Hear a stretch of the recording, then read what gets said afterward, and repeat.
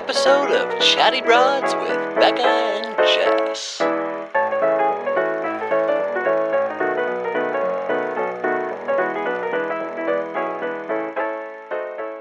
Well, hello, broads. Happy Thursday. Happy Thursday Becca, from Tuesday. We have a monumental situation happening right now. Okay, yeah. I don't know if, the broads will know this, especially if you're an OG broad, but just historically, we've never been able to have any sort of current contestant from the show on before. And we've speculated on it. Like, there was actually a whole situation where actually I'm trying to remember now. It was shut down. It was straight up like... It was shut down. It was straight up like... They are not on the approved list. Like, it was very clear. That was what we knew. And that happened with multiple contestants, by the way. So we have our very first current contestant our first under contract guest is the important thing. Basically, we'll be asking him all the questions that he's not allowed to talk about, getting him in trouble. That's just like what we're going to be doing. So we'd like to introduce you to Hunter. Hi. Okay. Oh, Hunter. yes. You specifically told us, because I'm really like, I want to talk about this blacklist situation. You specifically said that we were the only... Tell us what the situation was.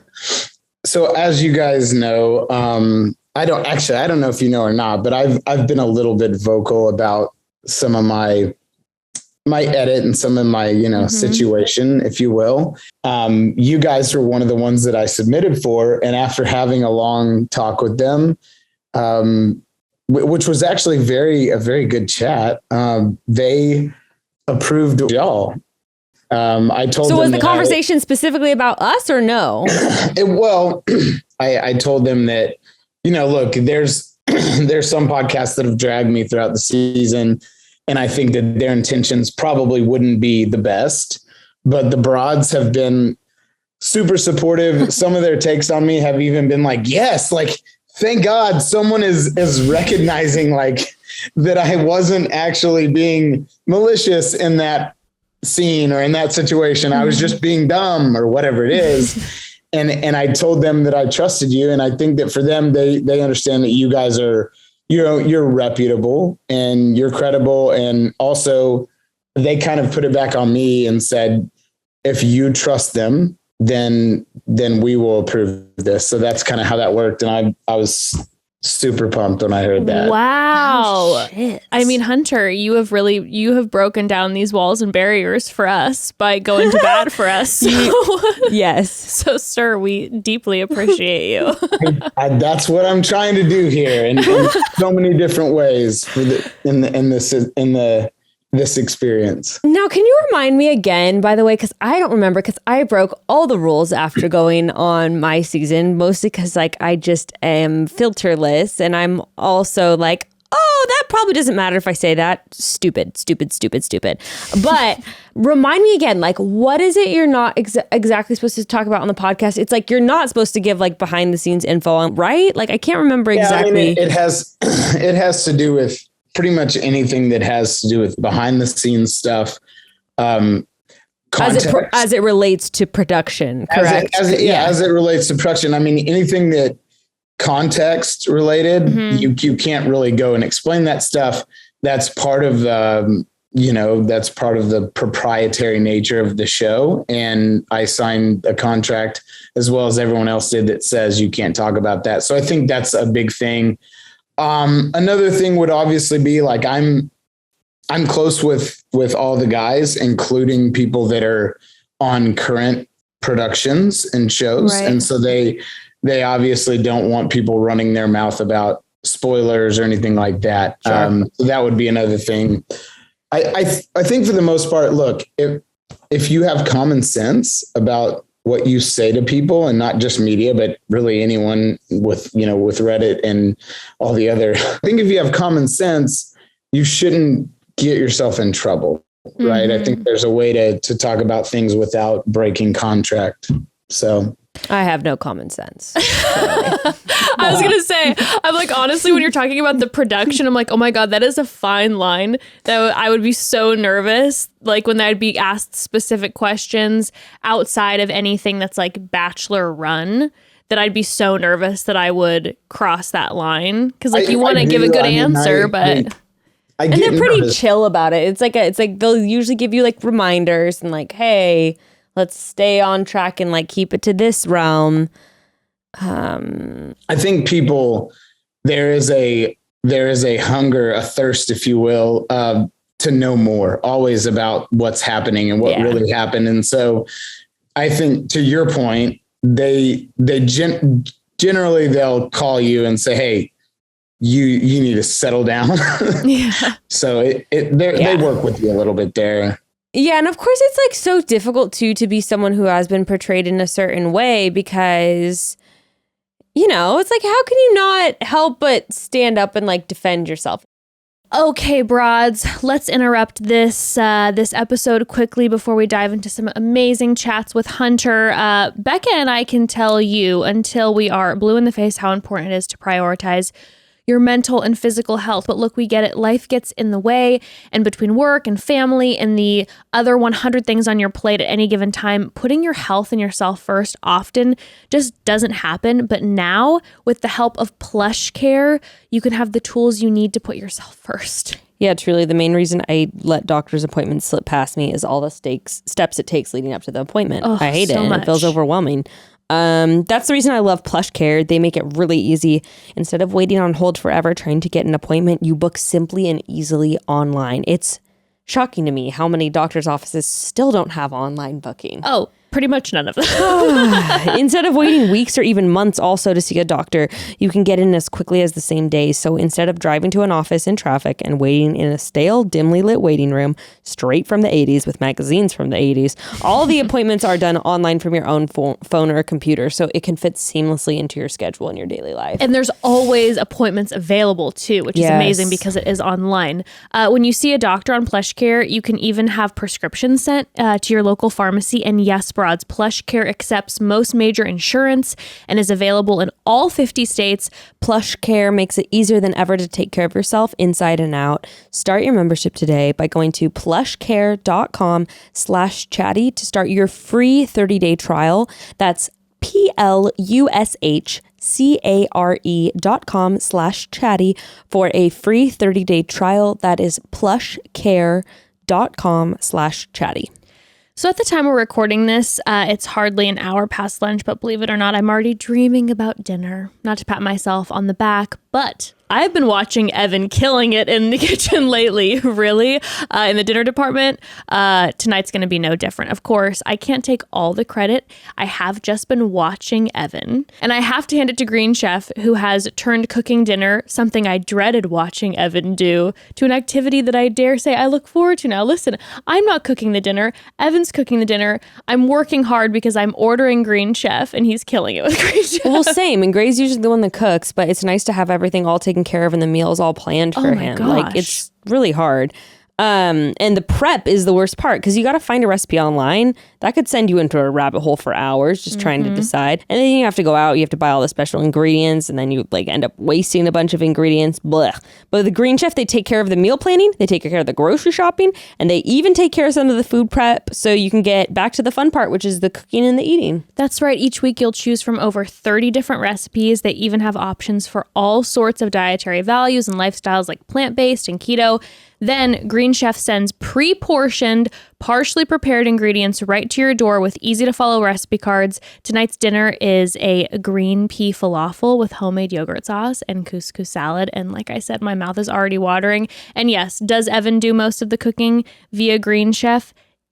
Indeed, because he's the better cook. But with Green Chef, I can make the meals just as well, and I impress myself every single time I try. Yeah, also this is one of the best meal delivery services or meal prep delivery services that has really good options for vegans. Yes. That's affordable, so gotta shout that out. Go to greenchef.com/chatty100 and use code chatty100. You're gonna get $100 off, including free shipping. That's greenchef.com/chatty100 for $100 off, plus free shipping. And really Wild. I'm not, and this is what I told them, like, I'm not as upset about like me saying I'm going to kick these guys' asses and like talking about falling in love or sin love. Like, that's all fine. What I wish would have happened, and what I kind of rely on media like y'all, is I wish I could have told my story a little more. I wish that we would have like seen who I am, because who I am is not that. Like they didn't focus on, like with Michael A, they focused on this really wholesome and sad, but he's a fighter. He's an amazing guy, the most positive guy I know.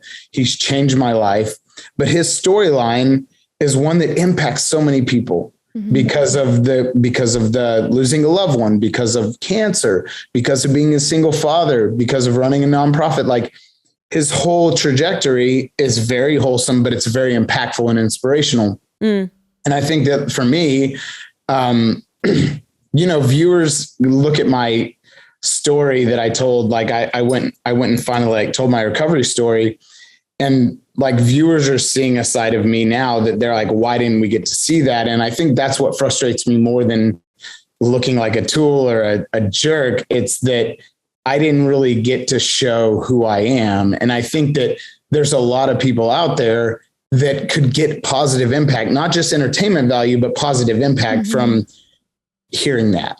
Which, and of course, to productions, to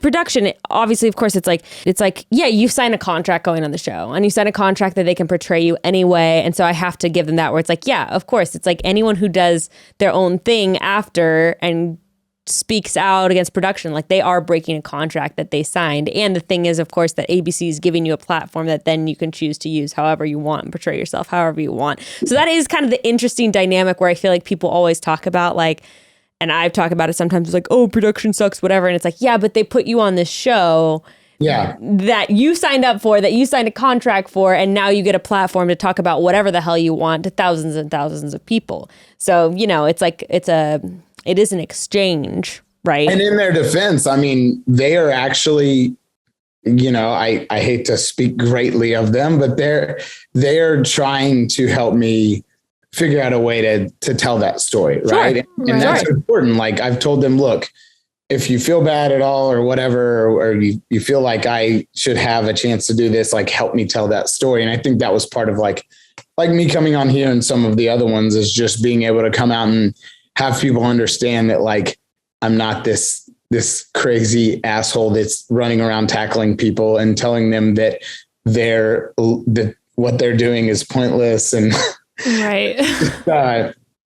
It's so not me. It's so weird, because I'll meet people out and they'll talk to me for like 2 minutes and they'll just be like, it's so weird because you're so much different. And I'm like, because there's 2.5 million other people that don't understand that. But when we were watching it, and it seemed, at least from our perspective, it seemed very clear that it was like, okay, obviously this is a reality TV show. Yeah. You're looking for drama. You're looking to have an edit that like has a peak of excitement or whatever. And you never ever seemed that way.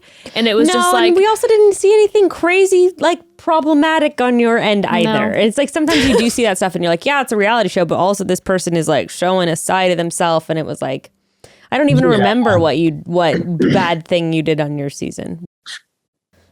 I'm a super fan. I'm sure you remember. Oh yeah. That was your big foe. I talked to Greg about, which that's all very interesting. I can't talk about any of that stuff, but it's just funny the way that things get told and shown. Can I ask you this question? And again, shut it down if you can't talk about it. But you were portrayed as like, the super fan of the show. I'm assuming that you were definitely not the only person on the show who knew what was going on. Yeah, it's funny because I think I made the stupid move of letting people know that, right? Like, I got coined as the Bachelor historian in the house. Yeah. That's what the guys called me, which is, I knew like when they started saying that it was going to come back to bite me. But I think it's pretty evident that there were other fans for sure. Sure. And I think that they probably handled that a lot smarter than I did. But at the end of the day, like, as much as I understand, like, you know, like being in the pit and Reddit and the game and all that stuff, I liked Katie. I liked Katie the minute that I saw her on TikTok before she was even on the show. And I was ecstatic when I found out that she was going to be the one.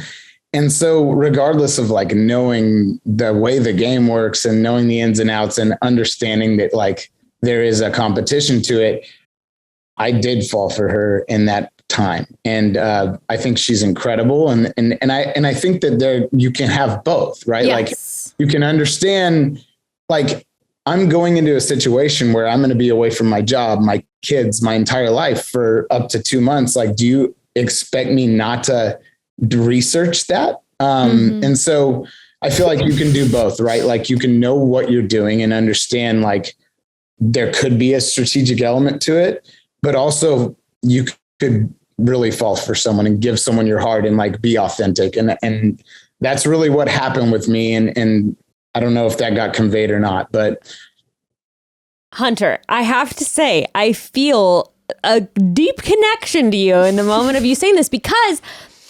and you didn't see it play out at all the same on Ari's season that I was on, but I experienced something really similar where I had been watching the show for years, keeping up with everyone, big fan, had always been like, I'm going to audition for the show, did it, got on the show. And I got this question so often coming off, like, did you even really like Ari? You know, people were like, oh, she faking it, whatever. I liked Ari the minute I met him. I was intrigued by him the minute when he got announced. I was like, who the hell is this guy? But then I was like, okay, I'll keep an open mind. And I loved every second that I had with him on the show. yeah. But I had a similar experience where and I wonder if you feel the same way. I trusted the people that I was around. I trusted the other women in the house. I considered us friends. I had no intention of screwing anyone else over. I had no intention of sharing anything that anyone shared with me to anyone else. You know what I mean? Like, I wasn't there to fuck anyone over or try to weaponize anything that anyone told me against them. I thought that we were all friends, and yes, we were all pursuing a relationship, but you know, I trusted those people. And so I very similarly was like, who do you think is gonna make it to next week? Like, oh, if one person goes home, that means that there's one more rose up for grabs. Who would you date after the show? And none of that had to do with my feelings. I was having fun. Yeah. With people I thought was my friends.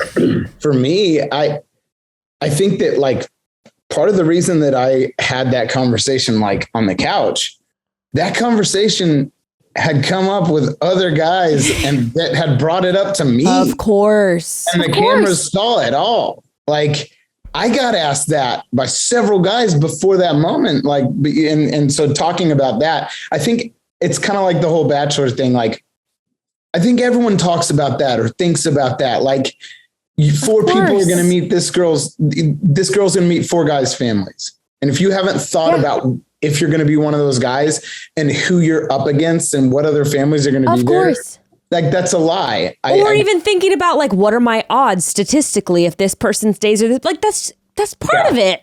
Yeah. And, you know, it's okay, because here's the thing. Like, as soon as I got home to my kids, and I like looked around my condo and like the toys and like the kids' plates and stuff, I just realized like I had a lot of closure, because I don't know how I could have integrated her into my life. And as much as like we did have a connection and unfortunately the viewers didn't really get to see a lot of that, I realized at that point, like, she made the right decision. I made the right decision. Like, this couldn't have worked, and it wasn't right for me. And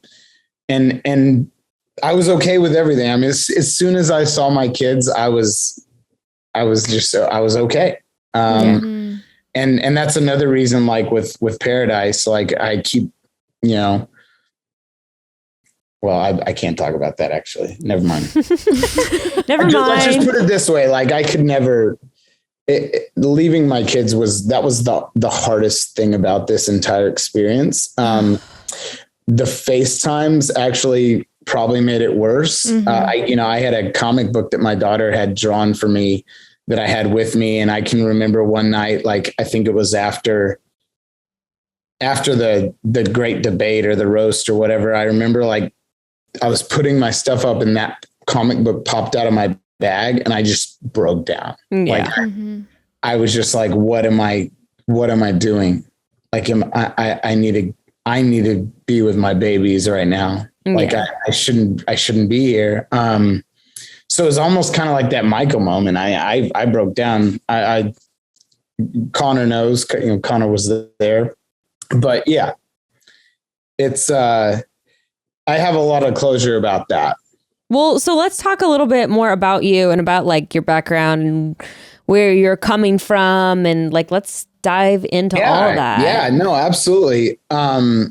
So yeah, I think the biggest thing for me is just that a lot of what I do online has to do with like mental health and recovery and addiction. I grew up in a great family. I grew up probably getting more than what I needed, more than what I deserved. So it's not like I was in a broken home or there was violence or abuse or poverty. But I became addicted to drugs from a football injury. By the time I went to college, so I went to college at UT in Austin. And by the time I went there, it was just, I was very highly addicted to opiates. And I just kind of spiraled, I won't go into it because if viewers really want to know, they can go watch the hour-long Instagram live. But yeah, I mean, it wasn't like a case of I partied too hard. I was a junkie. Yeah. I overdosed several times. I almost went to prison. I went to rehab twice. So for me, like when I say that, like I had a drug problem, it wasn't like a recreational thing. It was a life or death thing. And I was able to go get the help that I needed. And luckily, like I had money to do that. And that's one of the things that I really, that I want to advocate more for is that I work with so many people in regards to interventions and recovery coaching, and there's a lot of people that aren't like me. They don't have parents with a bunch of money. And it's a shame because they don't get that help. They don't get to go to rehab twice. They don't have that option. And I luckily did. And I've been sober since 2007. Congratulations. And thank you.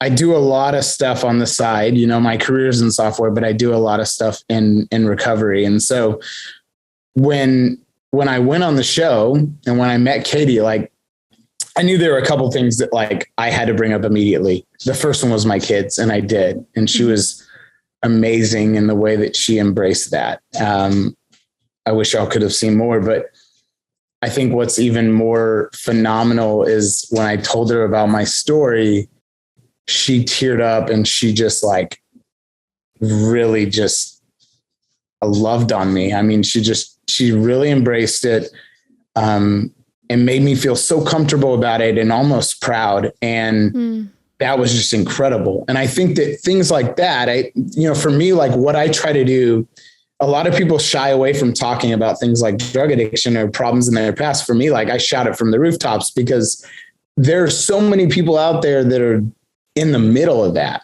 Right. And they don't understand that there is actually a way out. And I think people need to hear that. Right. And so that's what was a little frustrating is that like people didn't get to see that. People didn't get to hear that. And I think that, when I told my story on Instagram, I had so many moms and wives and husbands DMing me saying, thank you so much. I relate so much to this. Or even people saying, I got sober today. I'm going to try this because of you. And like, it's just awesome. Like, and I want to keep that going. And the other thing, and this is where me and Katie kind of connected even more. I mean, there was the week after I told her, she surprised me with a vegan sobriety cake, and she went sober the entire night. The whole Thomas night, she was sober. She didn't have a single drink. And that was in celebration of my recovery. Because so cool. That's really special. Like the night that I met Katie, I turned 14 years sober. So it was like, it was just really, there's so much there. Right. And so when I read about people that are like, how did this guy get a rose? Like, how is he still here? It's just, you don't see a lot of that. Sure. Yeah. Yeah. Would you tell us a little bit more about your kids and sort of, if you feel comfortable, I guess, like just your background after your recovery, just with like relationships and kind of like just where you're coming from that standpoint? Yeah, absolutely. So when I got sober, I was 20, which is really young to get sober. I never legally drank, but I went back to school. I busted ass. I did really well. Obviously, like I was completely focused on school, not partying. But I think that what that did is it made me kind of, and I regret this a little bit, but I almost was in a hurry to like live that grown-up life, right? My career took off. I was moving up very, very quickly in my company. And I met the love of my life in Austin, and we moved to Houston. We got married. I knew immediately that I wanted to spend the rest of my life with her. And we had 2 precious little babies. And and I talk a little bit about this on the show, but I think that, and you guys know this, like after kids come, things are just so much different. Yeah. And you've really got to be aware of your relationship, not only before the kids, but really after, because what happens is you go through all that all day, and then you try to get them to bed, and you finally get them to bed, and you sneak out of the room, and then you're just like, and you know, she's breastfeeding and I'm working my ass off. And it's just like, at the end of the day, we just want to fall over. Yeah, it's easy to just check out, right? And just like, it is. And you forget there's, or you don't, but I did. Right. So I think that for me, like I forgot about that. And then I was working just so much because I wanted them to have everything. I wanted them to have a great life. I wanted them to have the nice house. There's, the Facebook effect, which I fucking hate, but it's like, I want them to have all these nice things that these other people have, and the white picket fence and just this mentality. And it's like, I worked so hard that I started almost, prioritizing that over them. And this is what I said on the show, but it's like, I was literally destroying the very thing that I was building at the same time. And I lost track of that. And so I think that it's a combination of things, but once I realized that, and once we realized that as a couple, it was too late. We had come, we were so far downstream that like counseling and just trying, we couldn't get back. And eventually like we realized like, we don't want our kids to think that like, this is what marriage is. We don't want our kids to think this is what love is, because it's not. We care about each other deeply. She's an amazing woman. She's an incredible mother. We focus so hard on co-parenting, and I think we do a great job of it. I mean, it's been rough. But I'm grateful for her as a mother. And I have so many regrets, obviously, when it comes to that, but it's just part of life for some people. I mean, it was one of our favorite moments from this season, I think, is like, getting to see you be so vulnerable talking about that and just like completely taking responsibility for like the things that you could have done differently. And there's a lot of people that literally will never in their life, on screen or off screen, take responsibility for the part that they've played in hurting people and damaging relationships. And that's not to say it's ever any one person's fault, but a lot of people just can't recognize the part that they did play in, you know, in painful situations. Yeah. So no, really commend you that's for the that. thing. Like, I think that it's important. Like, the only way that I'll ever be able to be in another successful, serious relationship is for me to understand, like, I screwed up. Yeah. Like, and don't get me wrong. Like, I don't take full blame for this, but at the same time, like, I would never talk about my ex-wife's. It's like, that's irrelevant. You know, what's relevant when you're talking about the experiences, you know, like what? Yeah. Yeah.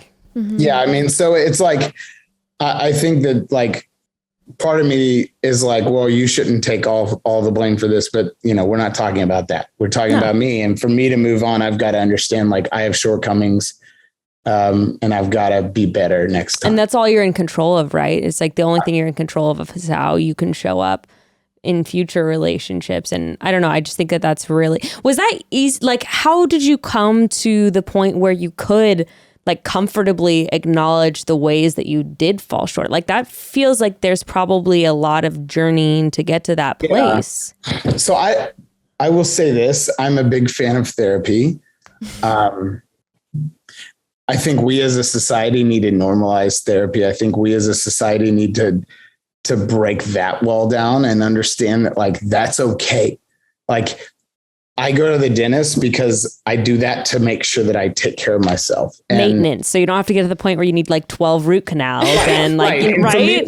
For me, like, a root canal psychologically is a panic attack. Right. And so, like, for me, I have to have therapy. We did go to therapy a lot. I've been to therapy a lot throughout the separation and before and during the marriage. And so for me, it's been more about understanding, like, I have character defects that were there before I got sober that are still here. And so regardless of anyone else, what anyone else does to me, whether it's my ex-wife or my in-laws or my mom or my dad, whoever, like, I have things that I have to work on in order to fix and repair relationships and myself. And so, like, I didn't just realize, like, when I walked into a dark room with Nick Vial that I had to talk about these things, right? Yeah. I've had to talk about them before.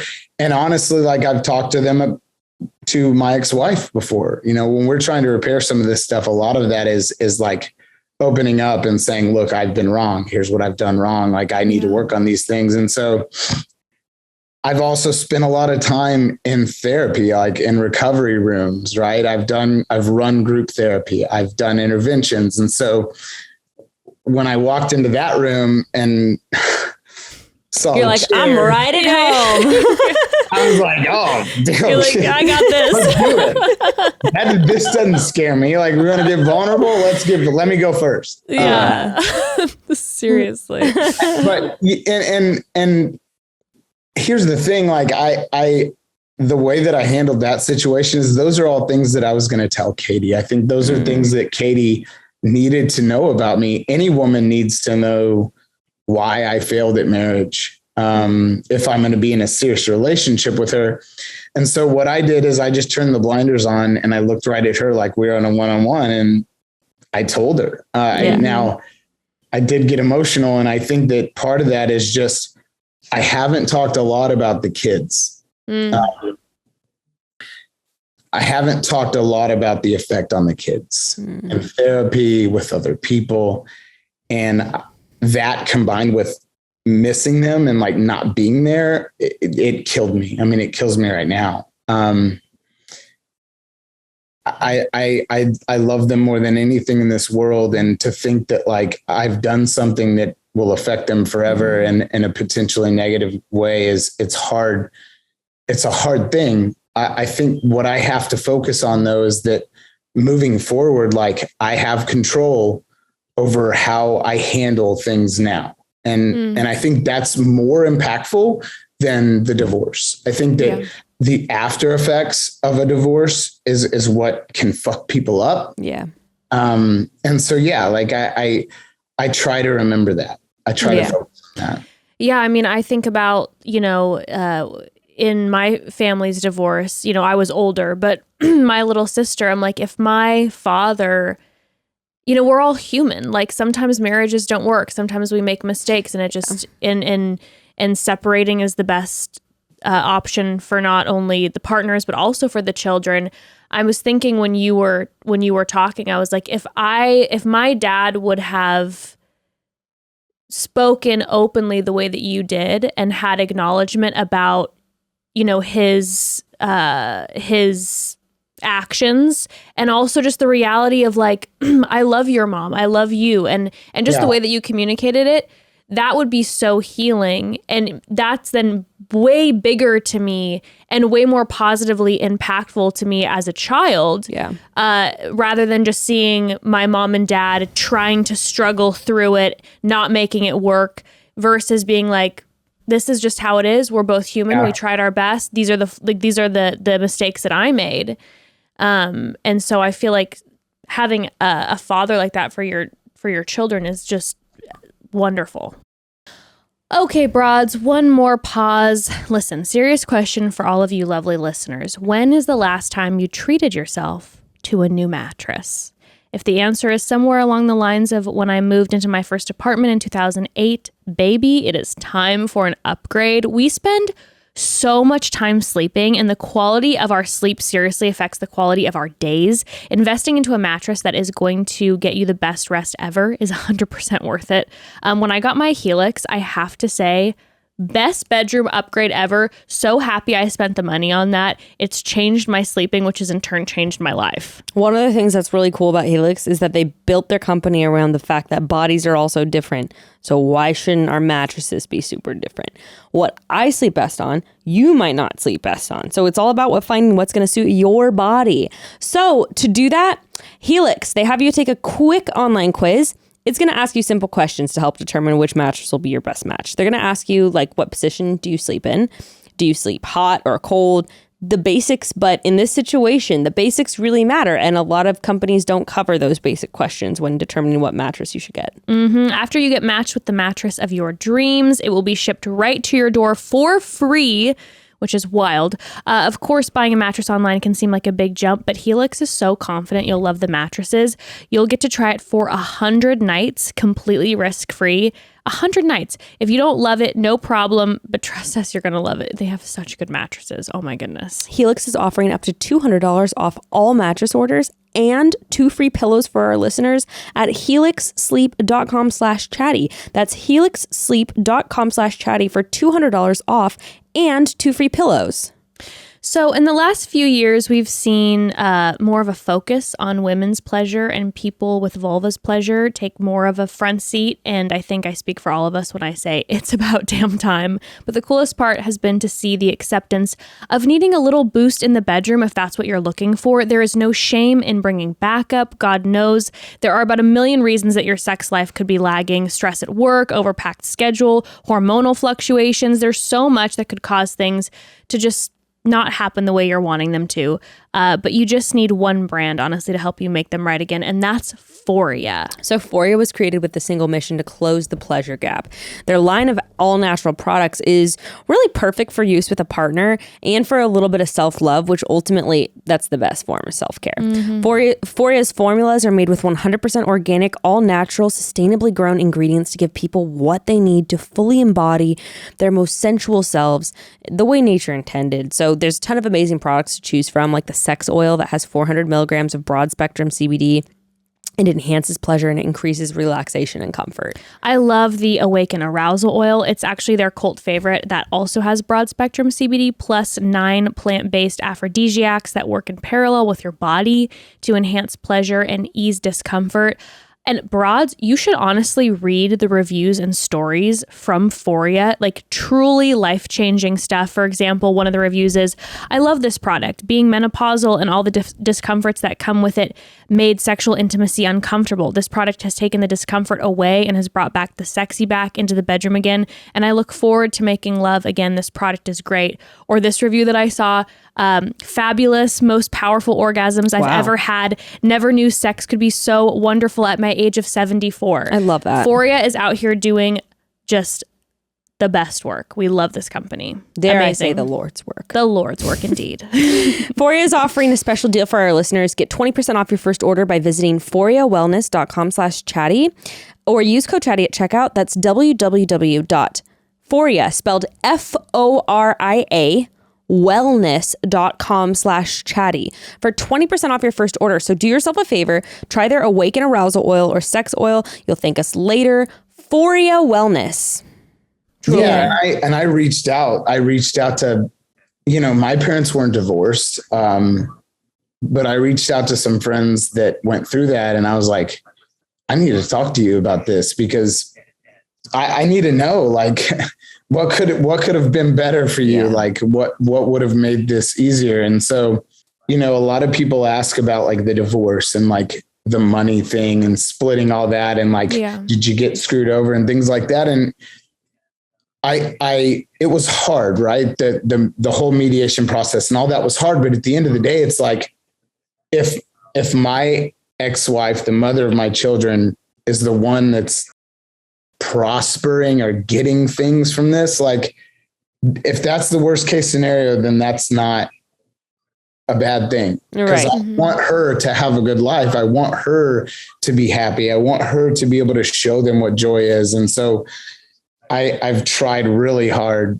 to focus on the after effects because, like you said, I think that's what matters. Did you find like a common answer, like a common theme in people's answers of like what could have helped them like in processing their own parents' divorce? It was always something along the lines of dad not talking bad about mom and vice versa. Yep, I kind of thought that might be it. Because and there's so many elements to that, right? It's not necessarily, I don't want to throw around gaslighting that because it's a popular term lately. It's this like passive aggressive, like, oh, well, I'm sure your mother would do that. It's like, and as the kids get older, they start learning those behaviors. And then what happens, I feel like, is that not only do they see that resentment that dad has towards mom, but then they start learning that that's how to deal with conflict. That's how to deal with resentment. That's how to deal with breakups. Yeah. And what ends up happening is I feel like kids get raised in this environment where it's okay to be resentful towards your ex partner. Yeah. And I mean, I'm not a counselor, but I feel like that is a huge issue because then you're going to end up emulating that. And then you're just going to perpetuate this problem. No, it's that. I mean, it's so true. I think that's a really good point too, about learning that as like a communication thing and like not processing that resentment or aggression or whatever it is. And that is, and you're right. It can show up in really subtle forms of like, oh, you think you can like, you think I'm going to let you watch TV for 4 hours? Well, I'm not your mom. So, it's like, it's very subtle. Or money things or, when mom starts seeing a guy or when dad starts seeing a woman, then there's even more relationship stuff that comes up. And I think that like, you can be a really good parent and teach your kids about morals and not stealing and blah, blah, blah, blah, blah. But if you're not acting as a good example for them, they're going to see all that and do that no matter what you teach them. And I think it just spreads like, it's like almost like wildfire. So you can either have a positive fire or you can have a really negative fire. And so like when I talk about the kid's mother, I talk about her in a very uplifting and encouraging sense. I try to say, gosh, did mommy's worked so hard for you guys this week. Like, can you imagine how hard she's worked, because why would I want to like bring her down? You know? Right. Right. So yeah. Yeah. That's because that's not only taking that out on your ex-partner, it's also taking it out on your children, like you're saying, and it's not fair to them. If I have a problem with her, which let's be There's real. always problems. I don't get me wrong. Like, I'm not trying to paint myself as an angel. Behind closed doors, we have our discussions Sure. and disagreements, but the kids do not need to be involved in that. Mm-hmm. No, and look, I mean, people who are in love and currently partnered with each other have disagreements and, you know, arguments all the time, much less when you're trying to navigate co-parenting and, you know, back and forth situations. Like that can't be easy. So props to the both of you though for making it happen. I mean, it's definitely not easy. And I'm not, you know, I've never done this. I don't know anything about it. I mean, it's all new to me too. So, yeah.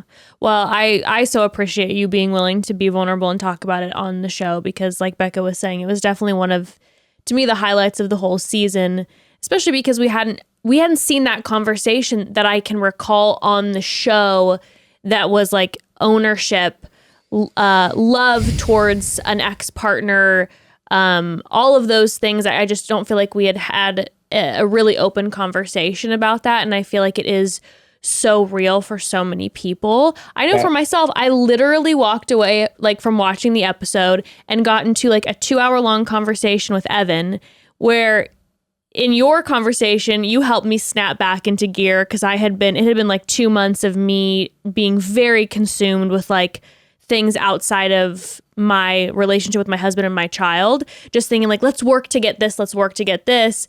And after hearing your conversation, I was like, we have to sit down and talk, because I feel like I've been putting my husband and my child to the side in order to do something that I think's better for them. But let me actually sit and ask you, what is better for you? Right. And so I appreciate you talking about that, because it started a very necessary conversation in my house.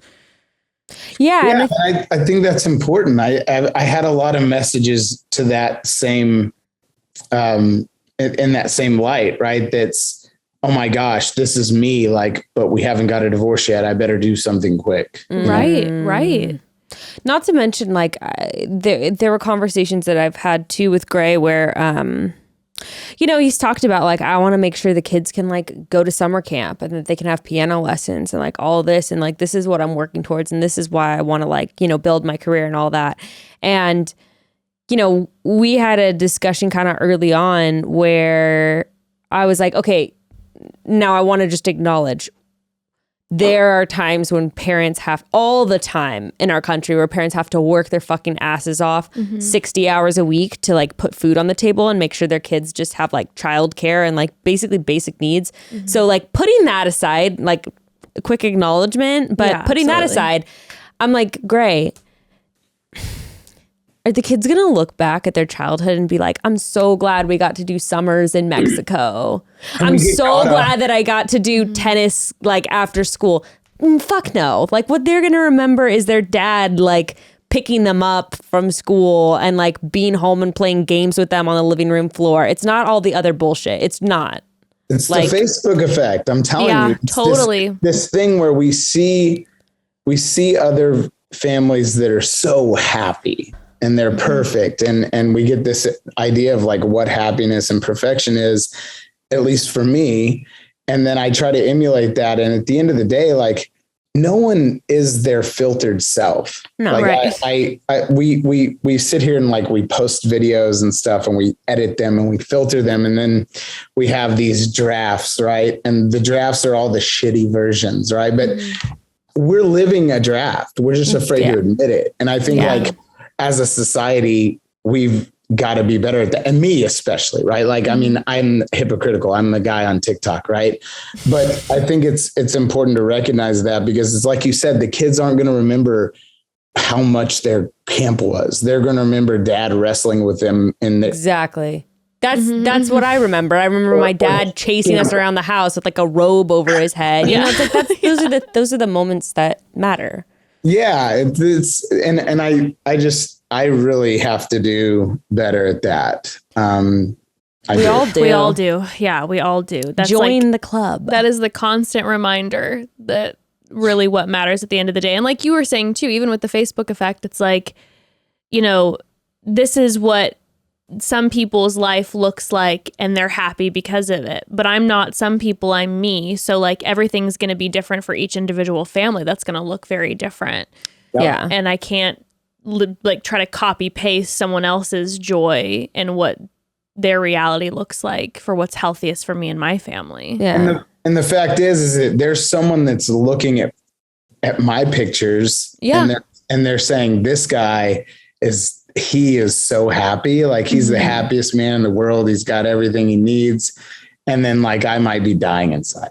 Yeah, totally. I mean, and I'm not saying I am, I'm just saying that like, you can never go off of that stuff. No. It's not real. No. And even people's vulnerability, my own, other people's, the rawness and the realness, that's all still curated. And you know, there's like, that's unavoidable, right? Like, no, we're not all going to be posting about when, you know, you have diarrhea for 4 days and your husband. I think it's called Daya. And your husband's, you know, screaming at you because you left the stove on. Like, no, not everyone is gonna share all that shit. Are you talking about me? And like that's some good vulnerability. That'd be a good blog. Yeah. Let's be real. It's like, are we all gonna share the shitty moments of our life all the time? Like, no, and it's not realistic to expect that people only share the shitty moments of their life. Like, you know, it's since your online presence is curated, it's all going to be curated. But I think it is important to remember it when you are, like you said, looking at other people and being like, yeah, even these like raw and real vulnerable people, like, no, you're not seeing like the argument that kept them and their boyfriend up until 3:00 in the morning. Like, no one wants to, you know, no one wants to talk about that shit for a good reason. It's private, you know, but it's important to remember for sure. Yeah, totally. So is there anything else that you felt like on the show that that didn't air that you wished had aired, or a moment that you wish you could have had a conversation about that you didn't? Yeah. So the Tourette's thing is yes, please talk about this. It's and I have 5 minutes. Oh my goodness. Okay. But so the Tourette's thing, it's weird because at first, like, it didn't seem to get aired a lot. It seemed like it was almost blocked out.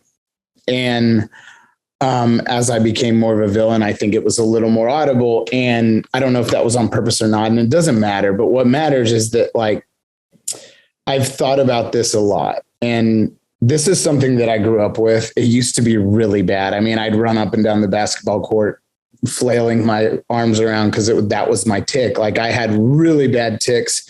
And I've gotten control of them somewhat. And I've thought a lot about, like, man, I wish they wouldn't have showed that, because I can remember, I mean, there's articles that are written out that are still out there. They'll always be out there. Like, one says, like, eliminate him. He's disgusting America with his snorts. Like, just these really bad, like, looks. But the more I think about it, I'm glad that stuff aired. And here's why. And only because I was able to explain it, and Katie actually called it out, and now people understand.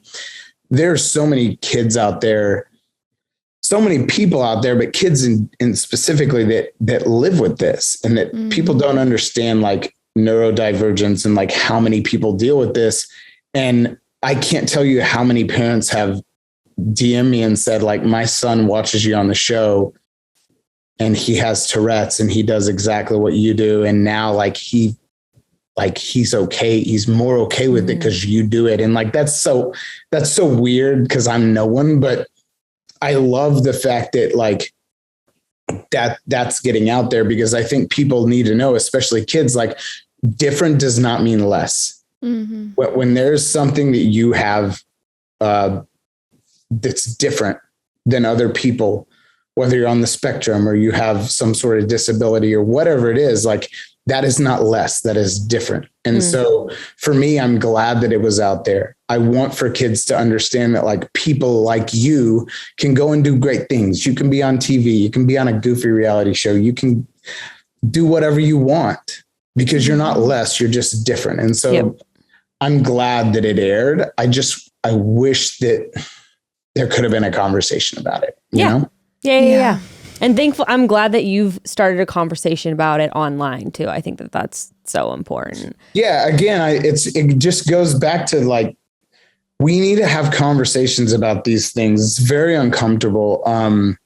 I hate that I do it. I tried to, and this is kind of cringy for some people, but I went on Twitter and I tried to respond to all these tweets about the snorts, just saying, hey, look, like, I know that it's gross. Like, I know, like, I hate but I guarantee you, I hate it way, way worse than you do. It's way more of an inconvenience for me than it ever will be for you.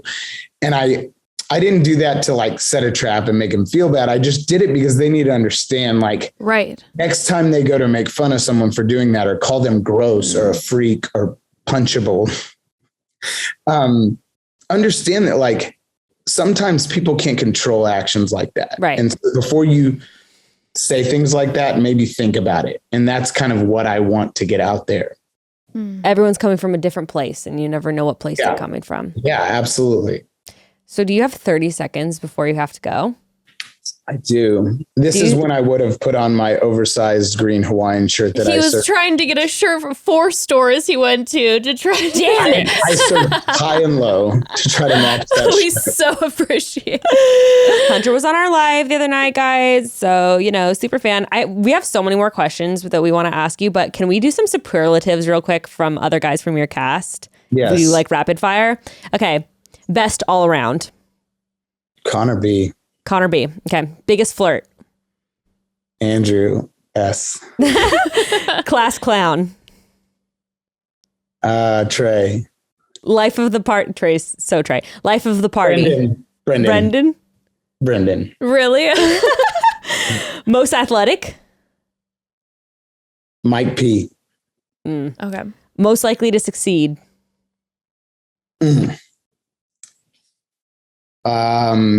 Andrew M. Oh yeah, we didn't see a lot of Andrew M. Got him. Most unforgettable. Say yourself. Michael A. Oh yeah. And best smile. John Hersey.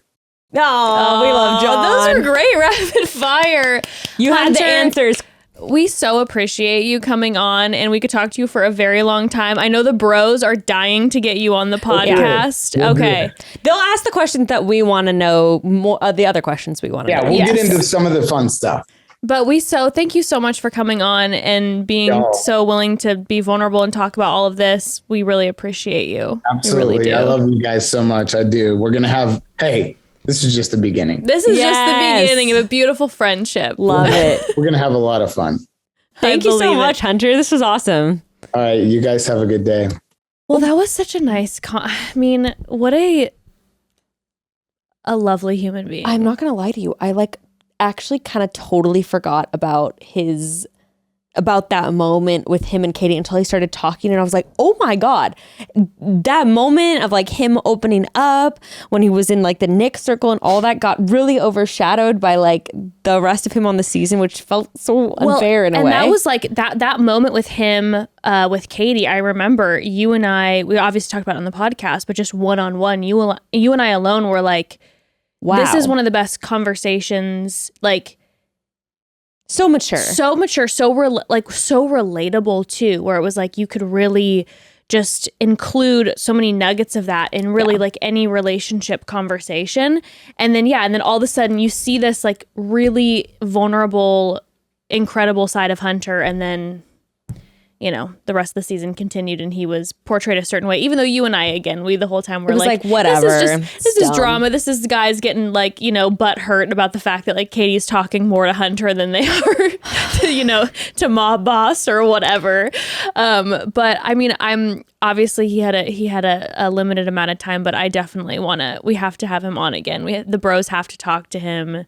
I could talk to him because forever. I want to know about, like, 'cause he mentioned the pit, a Game of Roses reference. He was talking about Reddit. I'm like, okay, this guy, how long has Hunter been watching The Bachelor? These are the questions that I need the bros to get to the bottom of. I want the bros to ask him what his favorite season of The Bachelor and Bachelorette are, who his favorite players are. Was he trying to... Even though the bros are going to totally botch that, because it's not like they've watched enough Bachelor to even be able to keep up with the conversation. So maybe not. Evan's watched 2 seasons. Exactly. Grayston, fan as of 2019.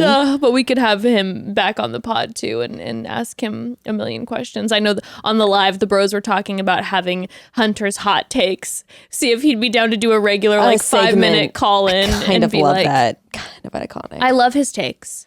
Now, I do also find it a bit ironic that like Hunter showed that moment of like that moment that we were just talking about, and then how he sort of ended up getting portrayed as this villain. And it's kind of wild how someone else who was a fan favorite in the end had such a hard time taking responsibility for his actions and his fault in the relationship. And it's just very interesting to me that that's the person that got glorified so hard. And like Hunter showed to me like some of the best like responsibility taking in terms of reflection on like his part and fault in the relationship. It's kind of crazy. Yeah, agreed. Even in the Men Tell All, and I was going to bring this up to him and I forgot. In the Men Tell All, I think anyone who had certain opinions about Hunter because of his edit on the show could really see in the Men Tell All that it was just like Hunter is so not that way. Hunter on the Men Tell All was so, it was almost like, was Hunter there? Because he was so laid back and relaxed, chill. Yeah. And when everyone else was fighting about all this, and that, Hunter was just kind of like, yeah, you know, it was a bummer that this got portrayed this way and and was just, he owned his shit. And it was very evident all there. Also too, and I will always remember this moment when all the guys rallied together to call Hunter out to Katie at the cocktail party and like was pulling Katie aside. Well, Hunter. And then Katie sat down with Hunter, told him that the men were saying all those things. And then we saw him approach the guys and he didn't say anything to the guys. He was like, yeah, it's unfortunate that she feels that way. And I'm like, if I would have been Hunter, I would have been like, you, I thought we were friends. Like, I would have come barreling out just being so tweaked. It's just having a conversation with him is always like, this is just a good reminder, you know, again, and obviously we have a grand old time theorizing about a reality TV show, but that is what it is. It's a reality TV show. You only see certain parts. You have a conversation with Hunter, finding all these things out about him that we did not see. Now, do you think when he was talking about like that was, can we just pontificate on what he was talking about when he was talking about that conversation about the top 4 and all that? He was like, the impression I got was like there was some serious contextual pieces missing. My guess is maybe the conversation wasn't started by him on that couch. And that's what we saw. Too. Like he said, it's like everyone, like you were saying, everyone in the house is talking about who's going how far. Do you think such and such? Do you think he's Katie's favorite? Do you think he'll make it to hometowns? I mean, everybody's talking about that. How are you not? Also, you're on reality TV. There are cameras everywhere and producers are pulling you aside. How are you not having those conversations? It's one of those things, like if you're going to fault someone for that and hold that against them and like use that as proof of them not having feelings, like to me, that just shows like an insecurity in your relationship with the lead. Like, of course. What does it matter to you if that person is like, is creating graphs and charts to determine their odds of like making it to the next week? Like you're just all sitting around like having tons of free time on your hands to just think and overanalyze everything. Yeah, it's I guess it's the whole so like weird. There for the wrong reasons. But I think that's such a projection of someone's insecurity. It's such a projection because also too, it's like, okay, so what if someone knows a lot about the show? Do you really think, I don't care how much you know about the show, I don't care how much of an expert you are, if the lead is not attracted to you and does not have chemistry with you, it doesn't matter. Right. You can't fake, like, either you have chemistry or you don't. Right. That's it. There's something or there isn't. Exactly. You can't you can't create someone's attraction to you. Right. No, you can figure out how to know how to play the game longer to get screen time and to end up maybe, you know, playing a certain role so that you get to like top 6 or top 5 because producers find you to be entertaining. Sure. But as far as like if you're the person who's really there for the right reasons, why are you mad if they continue on and get to like top 5? If the lead doesn't have attraction with them or chemistry with them, then it doesn't mean anything. Unless the person's like seriously, like kind of how it was for Luke P. Like unless that person's like showing themselves to be a liar. Sure. Like, you know, and straight up, because I do believe there is a time and place to be like, you know, yo, this person's talking smack on you, like to the other guys, or like this person's like lying blatantly about this and this. Oh no, 1,000%. There are 100% reasons when you're like, hey, when you're not around, this person is literally like, I don't even like them. Or like this person has a girlfriend or whatever. Like that's the kind of stuff where I'm like, yeah, look out for the lead and let them know. But like in a Jed situation, yes, it's like he left a girlfriend back home. Please tell the lead. Yes. Sure. But then, did Jed ever drop his podcast? Yes, he did. Jed dropped his podcast and he legit said that I can't talk about it right now because basically he hinted at lawsuits. And he's like, maybe one day I'll talk about it, but I can't. And then he started his podcast and it was like a way to hook, line, and sink us into listening to it. And he didn't explain anything. But also, can the Bachelor sue him if he's I guess I don't know. Can they sue him for that stuff past contract? I wonder. I didn't think so, but maybe. Maybe it goes beyond the Bachelor, this lawsuit. You think it has to do with like Hannah or something? I don't know. Jeez. Because you only have a certain amount of time that you're on contract, right? A year. You don't sign in blood for the rest of your life. Right. This isn't hell. I mean, I don't know. Like you have a year, right? Or even, let's just say even 2. Yeah, no, it's definitely only a year, so. And he didn't go on Paradise, so it's not like his contract was extended. Which, for Paradise, they only get extended 6 more months. Not even a full year from Paradise. Yeah, it seems like one of 2 things. Either so one, he was lying because and tried to make it sound like a contract, but then he like backed out and he didn't want to maybe open the floodgates of hell. Think about this. Think if he's fully bullshitting. Let's just say, okay, he had a girlfriend, he screwed Hannah over, and now he's figured out over the past, 2 years how to spin it in a way to make people feel bad for him. Yeah. And then all of a sudden he was thinking about doing that, and then he heard maybe from Hannah or whatever, like, I'll release this shit if you decide to go on your podcast. And then he's going to be like, I can't talk about it legally, and spin it that way. Or there are other things at work that might involve a lawsuit. Yeah, maybe it was the possibility of slander from Hannah or from his ex-girlfriend, or like could be that kind of thing. Yeah. Anyway, that was a random aside, but yeah, I think in the Hunter situation, it was like, is that really something to like notify the lead about or try to get someone kicked off for? Like, no. By the way, on our live, which is now officially, it's deceased, it's gone. Our Chatty Broads live has now left the building. Yeah, I hope you guys got in on it while you could. Hope you enjoyed it. But during our live, apparently in the chat, so Hunter was in the chat, but apparently people were saying Sweet Nums was also in the chat, which there's no way. It was obviously a username. Same thing with Tyler Cameron. Listen, I wish Tyler Cameron and Sweet Nums were in the chat. Yeah, maybe then they could hype us up, give us some more listeners or something. But it was definitely a fake username. I would have loved to have a little chatty chat with Sweet Nums. Don't think we haven't tried. Same. Sweet Nums is not a broad. Unfortunately, Sweet Nums is not here for us. Damn it. We really did our best at the current time.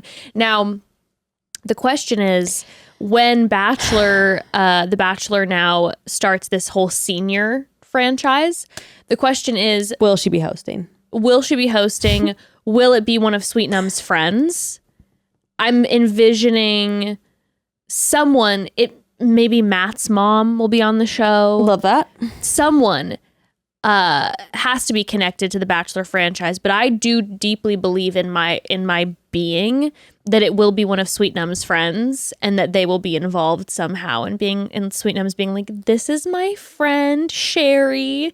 She's been looking for a guy for a really long time. Like, that is what I believe will be happening. You know what we actually have to do? We have to get someone so that they can. We have to draft up formal requests for these people, guest requests, which we've never done. You know what? I think that maybe the best way, honestly, is just I believe truly the best way is a reach out in the DMs. I really do. I think a conversation in the DMs is truly the way to go.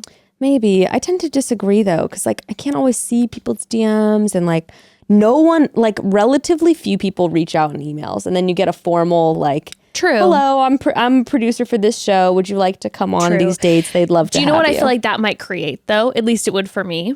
Let's just say I've been listening to a podcast where they had been, sometimes saying nice things about me, sometimes talking smack, and then I just get a formal reach out from a producer. I'm quaking and I might not go on it because I'm like, are they about to line me up and screw me over? Like, I'm shaking. Versus like if someone were to reach out to me, if I were to see it, and they'd be real sneaky in the DMs, then it'd be kind of like, hey, we'd love to have you on the podcast. I'd feel a little bit more like, okay, this is a friendly extension, a friendly offer versus like, what am I about to say yes to? I think it's powerful to do both at the same time. I think it's sometimes the casual reach out's a little like whatever. I think just being like, hey, my producer emailed you and I just wanted to follow up. But if you We'd do it love simultaneously, then if they check the email and then look at the DMs to see, has this person ever reached out to me? Then you're like, oh, they did personally reach out and it was nice. Okay, the double trouble. I see what you're saying. The double trouble I could do. I want to talk to Pete. Okay. I'm ready. I am ready, mind, body, and soul. I was not ready for a long time to talk to Pete, and I am ready now to talk to Pete. What do you want to talk to? I just want to talk to Pete about like partying. I actually, to be honest, if I had to choose between two, I would rather the bros do golf with Pete where they're snorting cocaine and shotgunning beers the entire time. Yeah, what about the bros party with Pete and we talk to Jason? Yeah. Yeah. Jason has some hot takes lately. Dude, Jason's reels have been hot fire. The reel that he posted the other day, I was dying. Where people were like, he was imitating people being like, why isn't Caitlyn there? Oh, he was killing me. I'm like, man, this guy's shady. We can hang. Hang. He's been spicy. Used to be a hater, but you're right. You have swayed me to the other side. Now I'm like, all right, props. I am on the side of Jason, and honestly, I think that the best thing that ever happened to this franchise is now that Caitlyn is one of the presidents, aka the host, and that Jason then is simultaneously, since she is one of the Madame Presidents, he is simultaneously one of the first gentlemen. And so now he's really one of the heads of this show. So he can really say whatever the fuck he wants to. I know, and he's been really subversive with his content. Yes, so I'm into it. There's been a lot of underlying feelings in a lot of his posts. Well, all right. I'm sure tomorrow's Bros episode is going to be amazing. I'm very excited for this Bros episode because honestly, Evan really won't know half of these people. So what you will be receiving is Evan just being like, yeah, they seem nice. Like he will have like some very uninformed, pure takes about certain people, just being like, that person seems cool, that person's nice, especially with this first episode. And I'm be like, he doesn't know. He walked by me watching it, and he's like, I don't know a single person on the screen. I'm like, cool, that'll be interesting. Gray knew a lot more people than I expected him to. Well, he's been watching. He's been keeping up. He's been watching with you, and he watched Claire and Tayshia's season, and he watched a good. Did he watch Pilot Pete's season too? He did. Yeah. So he a really good chunk of it at least. He truly knows most all the people on the stand. So he's gonna really have to be informing his co-host Evan what the hell is going on and how we feel about certain people. It's gonna be good. Oh, it'll be great. He watched the last season of Paradise actually too. Oh, wow. Yeah, Gray's actually fairly informed. Oh, so he's very informed. Okay, Yeah, so Gray's going to have to bring on the education, and Evan's just going to have to figure out how to follow along. He also watched Colton's season? I can't remember. He might have. You know, I think Evan watched Colton's season with me. He definitely he recapped did. an episode. Evan did watch. At least. Yes, Evan watched Colton season because he was in love with Elise. I will never forget that because I said, "You have my blessing that if we ever divorce or I die, and Elise is interested in you, she seems wonderful." And now it's transferred to Serena. And now he's in love with Serena. It is what it is. It is what it is. All right. Okay, broads. Well, we love you all. Thank you again so much, Hunter, for coming on. We love you, Hunter. We love you, Hunter. We can't wait to chat with you again soon. And we'll chat soon, broads. And we will chat soon.